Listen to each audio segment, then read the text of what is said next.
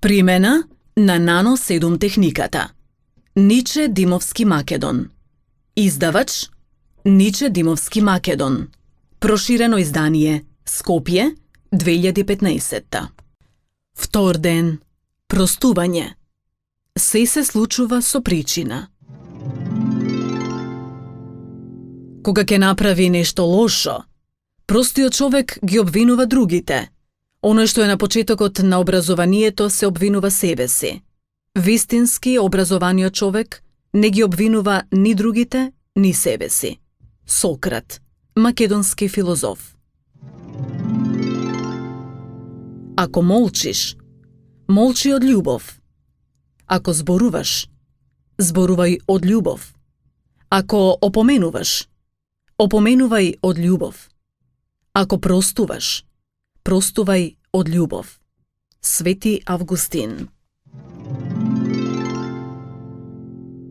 Суштината на простувањето. Законот на вистината во првиот ден ви ја откри среќата, а во вториот ден ви ја открива суштината на простувањето. Секој човек има некое место што го нарекува свој дом. Домот во кој живее. За да ни биде пријатно во домот во кој живееме, ние го чистиме, ги фрламе непотребните работи, отпадот, го проветруваме отворајќи ги прозорците, за да го пуштиме свежиот воздух да го замени стариот застоен воздух. Ги обновуваме работите и се со намера, да ни биде пријатно да живееме во тој дом. Сега да го споредиме сето тоа што го правиме за домот во кој живееме. Дали истото го правиме и за нашето физичко тело, односно домот на нашата душа? Суштината на простувањето е во процесот на чистењето. Простувањето е миење на душата, подсвеста. Прво, открите кои се причините за вашето страдање. Што е тоа што ви создава немир? Ви го нарушува спокојството? Дали се тоа лошите спомени, направените грешки, или пак сте повредени од некого? Се чувствувате искористени, огорчени, гневни, бесни? Тоа се деструктивни мисли со кои се казнувате секојдневно. Како што рекол Епиктет, не е важно што ти се случува, туку како реагираш на тоа. Ниту еден ум нема моќ над нас ако ние не му се спротивставиме со наши лоши мисли. Бидејќи енергијата која си ја одземаме за да му возвратиме, всушност му ја даваме нему и таа варира во зависност од силата на нашето спротивставување, омраза и гнев. Секогаш го зрачиме она што го чувствуваме. Мислите патуваат, расположението е заразно, а ако ние сме исчистени од злото, ќе зрачиме со среќа, мир, љубов, која не може да ја наруши ни едно зло. Кога од мајка Тереза побарале да се придружи на еден протестен марш против Виетнамската војна, одговорила: "Не, нема да одам, но кога ќе одите за мир, ќе бидам со вас."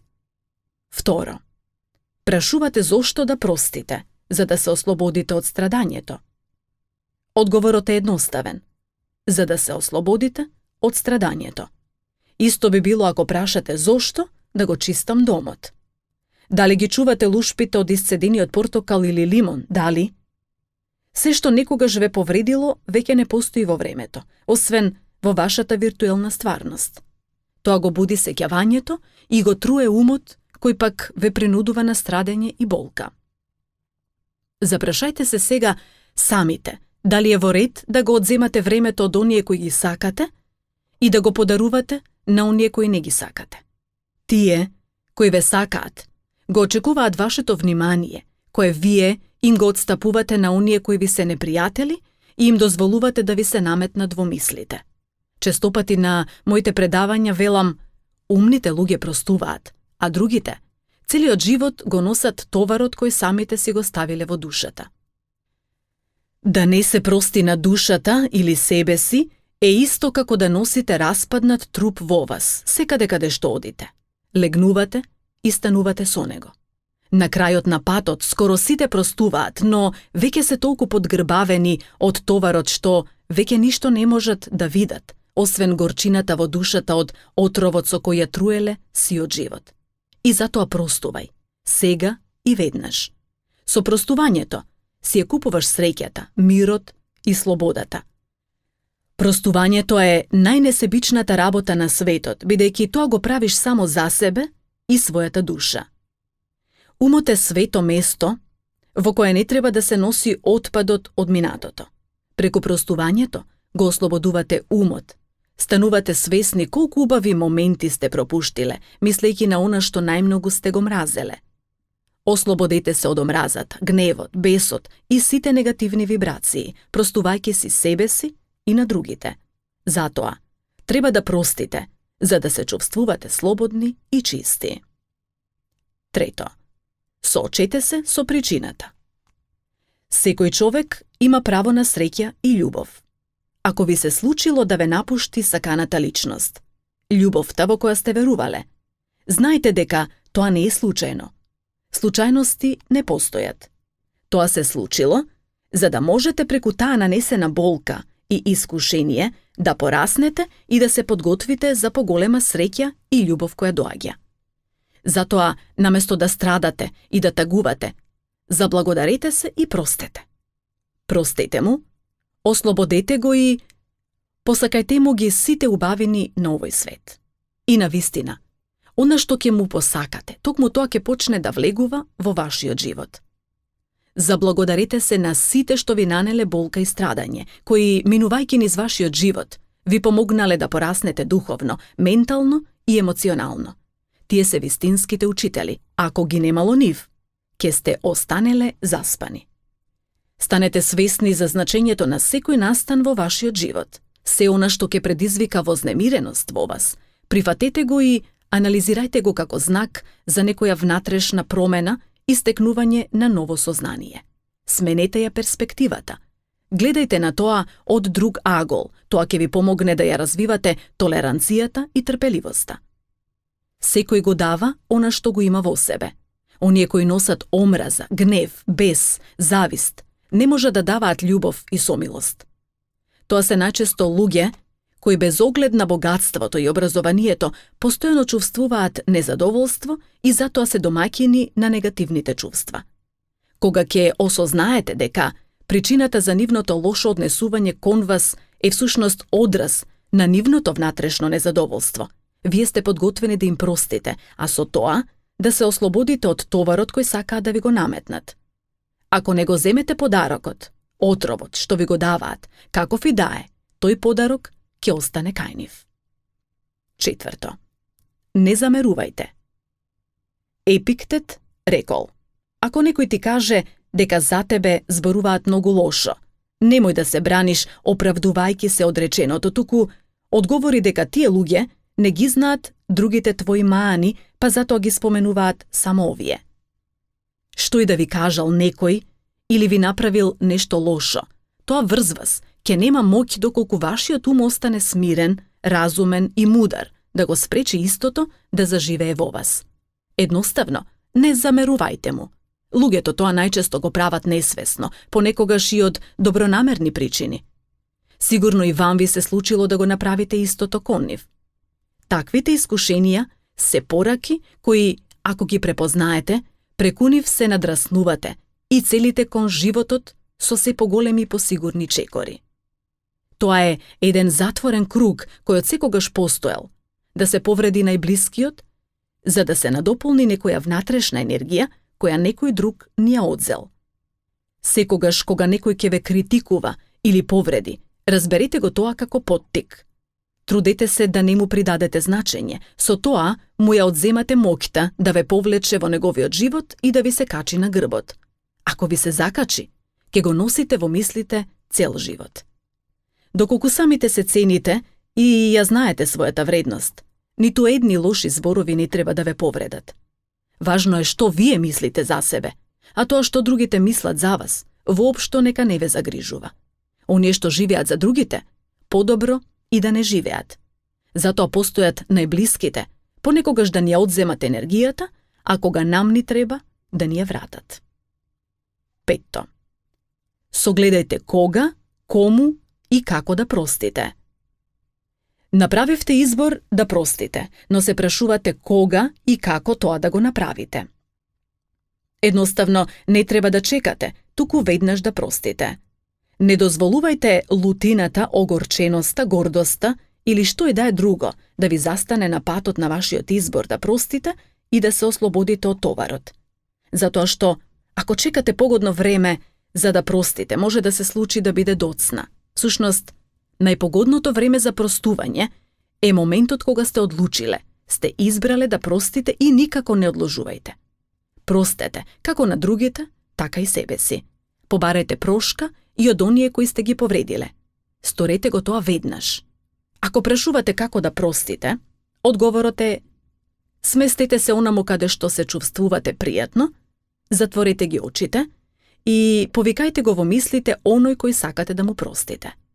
Замислете го тој што треба да му простите и кажете му: целосно ти простувам, ти давам мир и слобода, и ти мене ме ослободуваш. Јас сум ослободен. Оди сега во мир со љубов. Замислете како се разделувате двајцата среќни и го гледате како се губи во далечината. И на крајот исчезнува целосно. Откако еднаш ке простите, вие ќе бидете во мир со таа личност, затоа што ја упатувате такви мисли. Истото сторете го и кон оној кого вие сте го повредиле. Кажете: целосно ми простуваш, ми даваш мир и слобода, и јас ја прифаќам таа твоја добрина. Ти ме ослободи, и јас заминувам во мир. Мир со тебе. Секогаш кога во умот ќе ви се врати личноста на која сте и простиле, не и дозволувајте повторно да ви заживее во мислите, туку изговорете ја реченицата: мир со тебе. По извесен период ќе забележите дека таа личност веќе не ви се навраќа во мислите. Тогаш ќе осознаете дека таа личност веќе нема моќ над вашиот емотивен живот. Постојат и луѓе кои целиот живот се обвинуваат за некој настан. Живеејќи така, постојано создаваат отров во душата. Еден мој добар пријател беше секојдневно повредуван од помислата затоа што нему му почина другарот во сообраќајна незгода додека тој возеше. Тоа не се случи по негова вина, но бидејќи тој беше многу совесен, не можеше со години да се ослободи од чувството на вина. Кога му ја објаснив едноставноста на простувањето себе си, тој тоа и го стори, си прости. Потоа, по само неколку дена, озвучи: јас живеам нов живот, си простив и го симнав најголемиот товар што го носев во животот. Секогаш простете си. Тоа е превентива поради која ќе се засакате себе си, гушкајќи се со вашата прочистена душа. 6. Дознајте колку пати треба да простите и да заборавите. Научивте кога и како да простите. Сега е време да научите колку пати треба да го направите тоа за конечно да се ослободите од товарот, испраќајќи го во заборав. Најдобриот пример е во Светото писмо, кога Петар го праша Исус: Господи, колку пати да му простам на брата си кој греши против мене? До 7 пати ли? Матеј 18:21. Исус му одговорил: не ти велам до 7 пати, туку до 70 пати по 7. Стих 22. Со ова, тој кажува: продолжи да простуваш. Простувај толку колку што треба. Чувствувате немир, незадоволство, огорченост, затоа што другите го изневериле вашето очекување и тоа не еднаш, туку повеќе пати. Свесни сте дека не можете да ги контролирате другите, но можете да се контролирате себе си. Знаете дека колку и да се трудите да ги заборавите работите кои ве повредиле, не успевате во тоа. Зошто? Зошто се уште се тука во вашиот ум? Едноставно, затоа што чувствувате дека не може поинаку, но вие веќе одлучивте кога и како да простите, само треба да се потрудите да владеете со своето трпение и толеранција.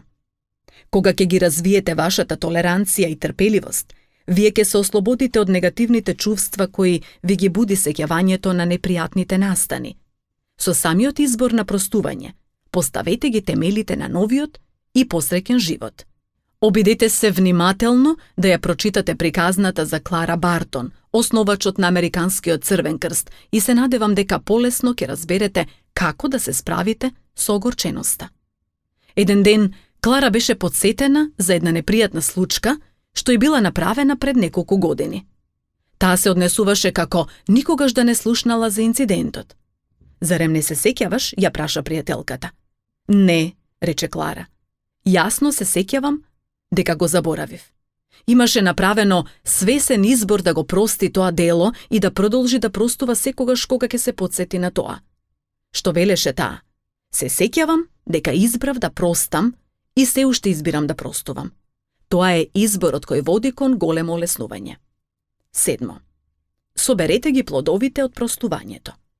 Кога ќе си простите себе си и на другите, ќе ги неутрализирате негативните вибрации, ќе го симнете товарот од душата кој непотребно го носите и ќе се намагнетизирате со нова прекрасна висока вибрација, на чија фреквенција се убавините на животот. Кога еднаш ќе го научите и секојдневно ќе го практикувате простувањето, ќе ги почувствувате највозвишените човечки вредности, љубовта, сомилоста и скромноста. Човечки е да се прости. Убавината на простувањето не ја почувствувал само оној кој никогаш храбро и човечки не простил.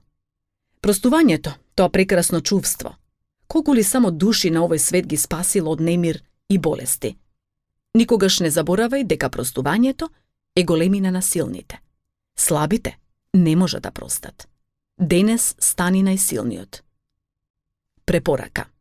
Од книгата Најголемата вистинска тајна на светот, прочитајте ги насловите Енграми, записи и бришење, записи, простување.